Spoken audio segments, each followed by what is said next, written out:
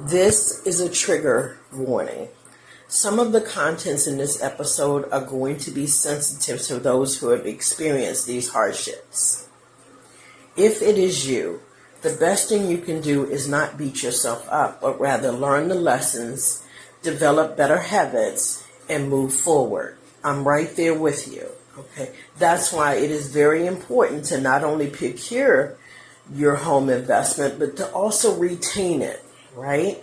So this is a portion of the retain, which is the purpose of having this podcast, right? So again, don't beat yourself up. Learn the lesson, develop better habits, and move forward.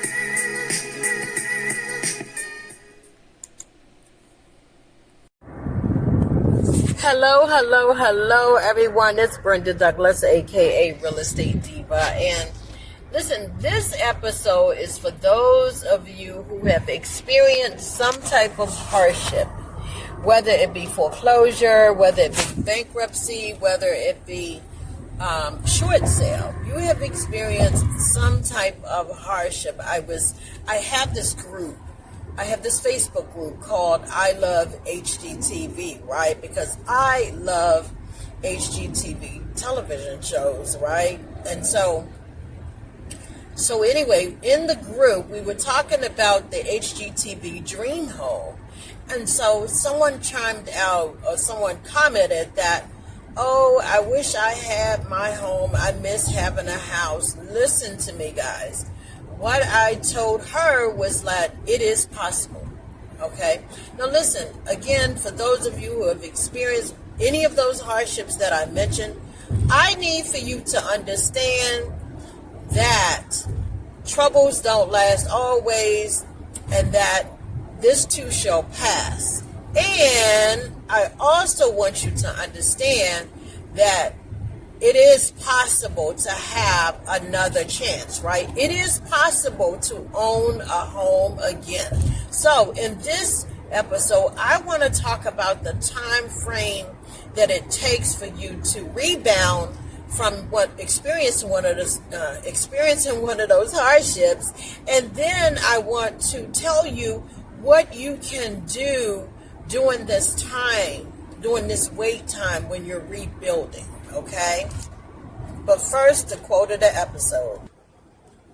Chris Bradford once said that each mistake teaches you something new about yourself. There is no failure, remember, except in no longer trying. It is the courage to continue that counts. I absolutely love this quote, and I absolutely agree. The worst thing you can do is stop trying. And listen, when you know that there's a possibility, there's no reason to not stop trying, right? Especially if it's something that you want, okay? Because as what's his name, Jesse Jackson used to say, if it is to be, it is up to me, right? So you know that it's possible to purchase again. So let that be your hope that it is possible and you can move forward. And I'm going to tell you some things to do again while you are waiting. Each situation is different. Listen, I don't know how you ended up in this situation. I don't know if it was a divorce, if it was a loss of income, if it was a loss of employment, or just mismanaging your money. I don't know what your situation is, and frankly, I don't care. What I do know is that if you have a desire to become a homeowner, whether it's your first time, second time, fourth time, fifth time, it is possible, right? It is possible. And that is news today, right? That is great news if there's something that you want to achieve. Now, before we go any further, let me do a disclaimer, right? Listen, it is not my mission to sell you or persuade you to purchase a home. Okay? I'm not here to convince you to buy a house, right? That has to be your decision. In fact, I only work with people who know that they want a home, right? They know that they want a home. They just, they may not know how or they may not know when, but they know they definitely want a home, right? So, because sometimes people feel like agents are trying to convince them, or, we're like salesmen coming after them, I hate to say like car salesmen, but that's kind of the feeling that, you kind of get as soon as you mention the word house. Agents are on you like piranhas or something. Listen, an agent is a consultant, right? And they have the information, the tools, and the training to be able to get you to achieve your goals, right? Now, the only way that you connect or learn how a personality is by connecting, reaching out, right? Making the first step. Right? That's why you should never, when you meet an agent, don't just automatically, start working with them. Get a feel for who they are, whether or not their personalities click with you, right? The ultimate goal is to purchase a home, right? So you also don't want those emotions to get in the way, right? You want to be rational, and it's very, very hard to be rational and emotional at the same time, right? So that's the other thing. As long as the agent can help you accomplish your goal, you don't have to have a long-standing relationship with them, although it is helpful because, truthfully, your agent is able to help you beyond having a home, right? We come in contact with so many different people, warranty companies, insurance companies, people who service homeowners, period. Any type of business that service homeowners, they come to us, we come to them, right? So we can build that network and connect so that we can be a valuable resource to our clients and to people who even inquire, right? And even new construction home builders, and then also apartments. We come in contact with all of those people. Why? Because we can be a resource to them and they can be a resource to us. But I just want you to know that an agent's job is not to, and mission and purpose is not to convince you to buy. You should know whether or not you want to buy, right? But our mission is to get you to where you need to go and where you want to go, which is to become a homeowner. Listen, no one gets into a situation thinking that it will fail, right? No one gets married with the thought that maybe one day they will get a divorce, right? No one goes to college with the thought that maybe one day they'll run out of financial aid, or perhaps they're just not going to be able to finish, right? No one purchases a home with the thought that one day they will experience any type of hardship, whether it be bankruptcy, foreclosure, or short sale. But it happens, right? Unfortunately, it happens. And in those cases, listen, there are some time frames that you need to wait out until you can purchase a home again. Now, let me just say that time period depends on the loan product that you get, right? The loan product will determine, or actually whatever loan product that you use, whether it be FHA, VA, that they establish the time frame. Or conventional is the other one. So whatever loan product you use, they have their own guidelines in terms of how long you need to wait before you can purchase a home again. Now, let me just say that when you go through any of those hardships, it is very difficult to see when you're in the middle of the storm. Like things are being tossed around. You have so many emotions that you're going through, right? I remember when I was experiencing a foreclosure, I would look out the window thinking about the sheriff's office coming and knocking on my door. And I was like, is this really happening to me right now? Am I really about to lose, what I worked so hard to gain, right? So it is a very, very emotional time. And I would dare to say that it is sort of like a trauma, like you experience a loss, a big loss, right?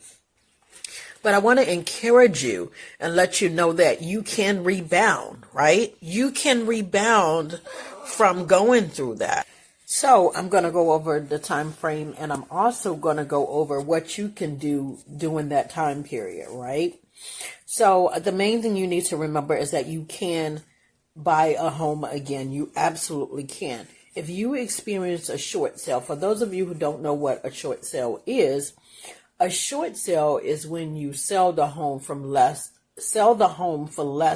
than what you owe the lender. Now, the lender has to approve this short sale, right, before you even start. So it's not like you can say, it's not like you can say, I owe my mortgage company $200,000. I'm going to sell my house for $100,000, right? No, you can't just go out and do that on your own. You have to request permission from your lender, and it has to be approved through your lender, right? Let me just say one crucial thing about short sales is the fact that it hurts your credit as much as it does a short sale hurts your credit as much as a foreclosure. Let me just say that, and it stays on your credit report for about 7 years, right? So, but I just want you to know that if you experience a short sale, you can buy a home again after 2 to 5 years, especially if you make some arrangements, if you pay off any loose ends, tie up any loose ends with your lender. In fact, I am doing I'm going to do another podcast all about short sales, because I think that short sales are pretty interesting. But your wait time for if you experience a short sale, the wait time or the period that you have to wait before you can purchase again is 2 to 5 years, right? If you experience a foreclosure, the period that you have to wait is 2 to 5 years, right? So if you went through a foreclosure, that's like one of the hardest things ever. But I remember when in 2008, people were losing homes left and right? Mortgage companies were getting into trouble, right? So anyway, if you experience a foreclosure, you would have to wait 2 to 5 years, right? If you have experienced an eviction, but you want to purchase a home, understand that eviction stays on your report for 7 years unless you clean it up, right? Unless you pay the balance, make some type of payment arrangements, and pay it to get it off, right? Just be mindful of that if you experience that. The other thing is bankruptcy after discharge. So if you had filed for bankruptcy and you were approved for bankruptcy, it has to discharge, right? After it discharges, you have to wait 2 to 5 years. Now, let me just say, it depends on the chapter that you filed, right? Each chapter has a different wait time, right? But overall, the average, we're just going to say, is 2 to 5 years, okay? So again, if you have experienced a bankruptcy, 2 to 5 years. Now, repossessions, like your car had been repossessed or whatever, or maybe you have multiple. These are things that the underwriter will look at. 2 to 4 years, right? Again, the main thing you want to remember is that you can own a home again. You can, despite the circumstances, but despite the hardships, you can own a home again. So the thing you need to remember is that there's some things that you need to do during that time period, right? And those things are clean up your credit, because your credit will take a hit for all of these hardships, right? So immediately begin working on your credit. Now, let me just say, because I can't assume that people know, but whether you are married or single, you can be a homeowner. Okay, so for those of you who are married, you were dependent on your husband's income. Listen, you can have your own home. You can buy a home as a single woman, right? Or as a single man. Understand that, okay? Now, you may have to increase your income. You may have to start a side gig. You may have to have a full-time job with the business. There are ways around it that you can work it out so that this door will fly open, right?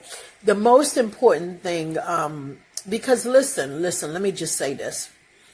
If you were to purchase a home today, 10 years from now, if you have a fixed rate, so you purchase a home, you have a fixed mortgage rate, right?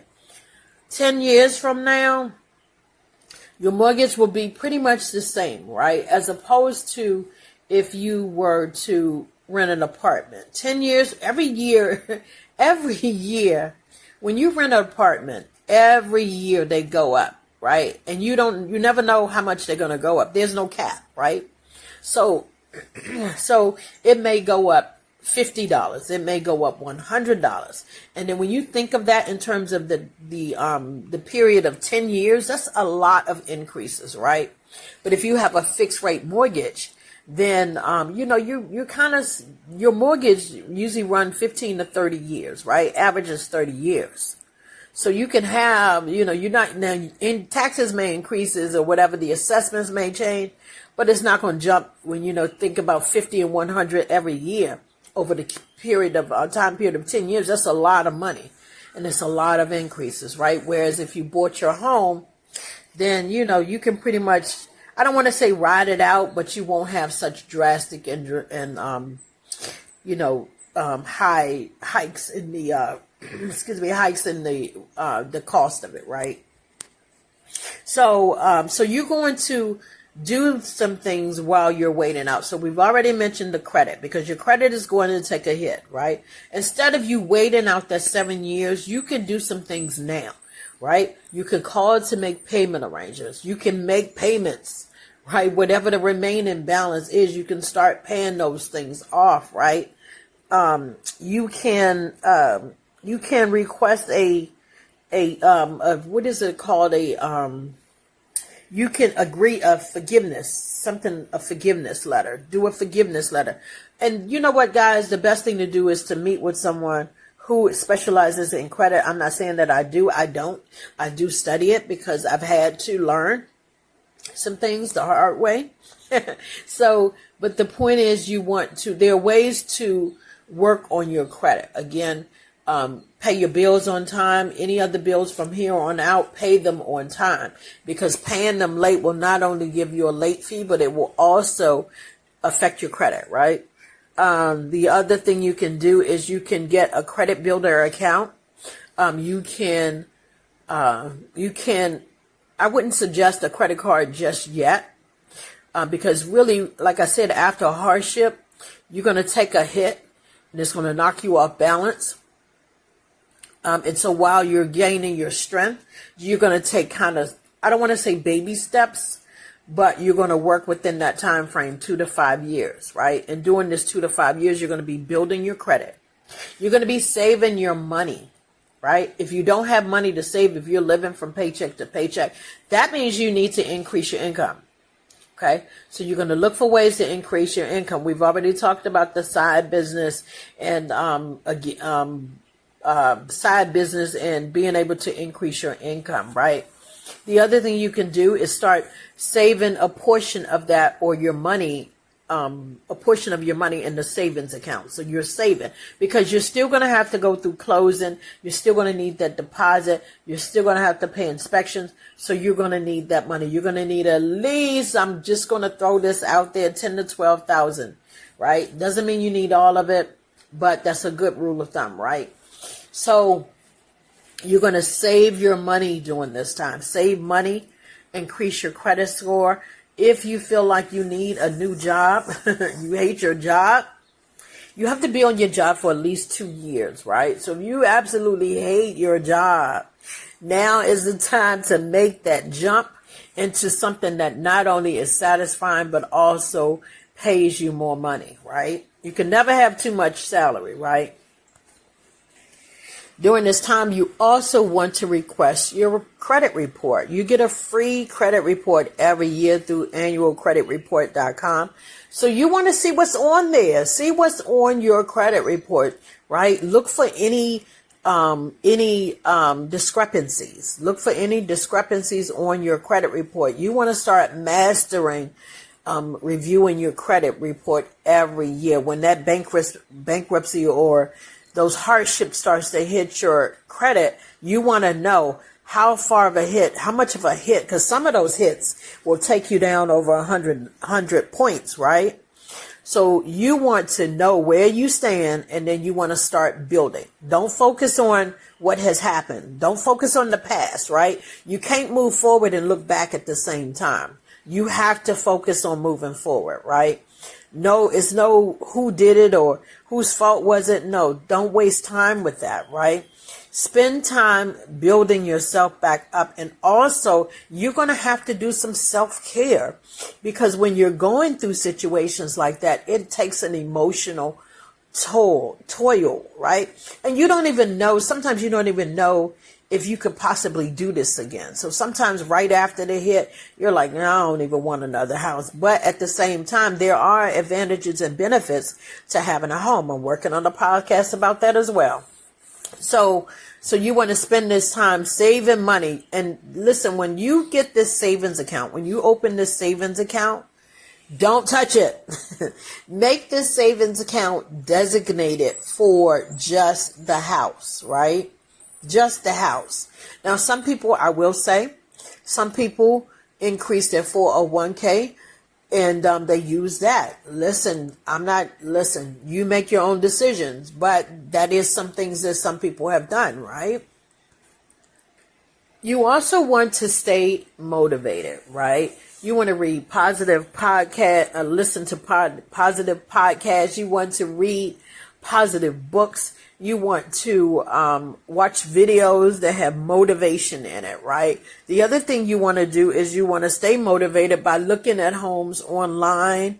Now, like I said, right after you take the hit, it's going to be difficult to do it. It really, really is, because you're going to keep thinking back to what you lost, right?